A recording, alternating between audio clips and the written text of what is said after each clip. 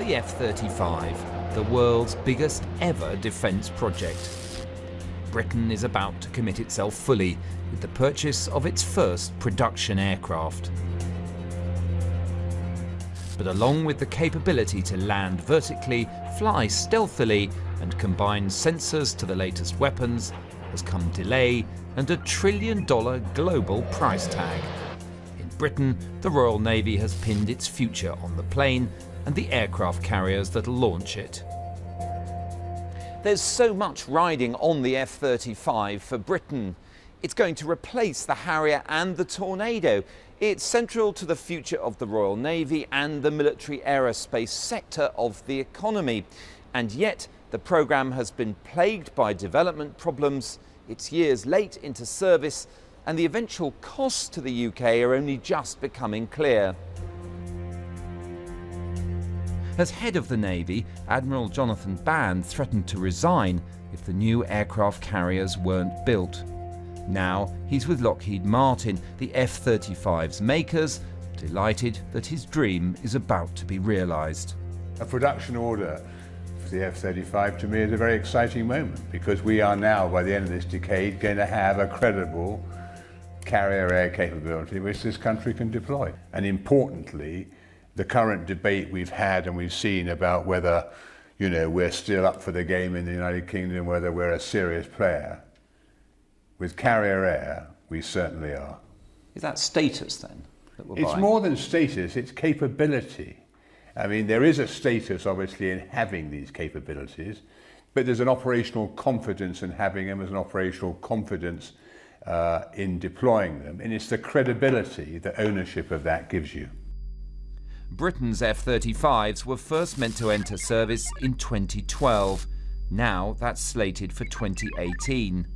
With 8.4 million lines of software code, it's the most sophisticated plane ever made. Last year, the Pentagon estimated that only 2% of that software fully met its standards. The biggest outstanding problem is what's called Block 2B software, vital for the plane's missiles, radars and combat systems. Critics in Washington argue it'll never work properly. As an air-to-air fighter, it's a target, not a fighter. As an air-to-ground bomber, its range and payload are very modest. So far, this airplane is not working as advertised. It's almost a decade behind its initial schedule. Even if it performs up to all of its performance promises, the design is so modest, it'll still be a huge disappointment. The Pentagon and the manufacturers insist early snags have been solved and testing proceeds apace. The aircraft has gone to sea too, part of a plan to get it into service with the US Marines late next year. But even if that deadline's met, will the aircraft be capable of much more than takeoff and landing? Trying to combine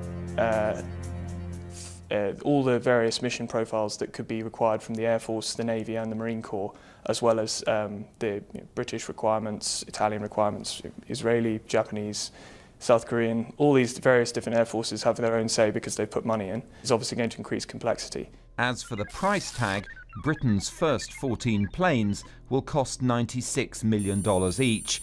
That's £58 million at sterling's current high level. But the price of buying aircraft with spares and an initial manufacturer's service package is much higher. The Pentagon estimate is $253 million, or £154 million per plane. We can reveal that Britain will be paying about £2.5 billion for its first 14 aircraft, the initial support package and maintenance facilities for the future F-35 fleet. Little wonder that a cost-minded Defence Secretary is moving gingerly ordering the first 14, or that the plane's champions insist that an eventual buy of 48 suggested by MOD just isn't enough. If we're going to continue to have one aircraft carrier available 24/7, 365, then we will not do, and put as much capability as that deck size will give us. 48 aeroplanes certainly won't be enough, and my anticipation is we'll buy well north of that. Britain's F-35 is meant to enter squadron service in 2018 and be operational on the carrier in 2020. And that may be achievable. But to get a fully functioning aircraft with the whole array of RAF weapons working on it will take longer. That could be a decade from now, even on the more optimistic projections that we've been given. Political and industrial logic militates in favour of committing now, for the F-35 will sustain thousands of high-tech UK jobs. But some other partners are still delaying, waiting for costs to come down and the plane to meet its performance targets. The combat systems in particular aren't mature. You only have to look at countries such as Australia and Canada, which are long-term partners in the F-35 programme, who have both decided to go for an interim buy of, in the case of Australia, FA-18 Super Hornet, to keep them sort of tided over through the capability gap, and then intend to purchase F-35 probably about 10 years down the line. So far, Britain has only pledged to buy 1/3 of the F-35s it once said it wanted. This country's commitment remains tentative due to worries about cost and performance. But with orders expected any day, it's a commitment that's about to become irrevocable.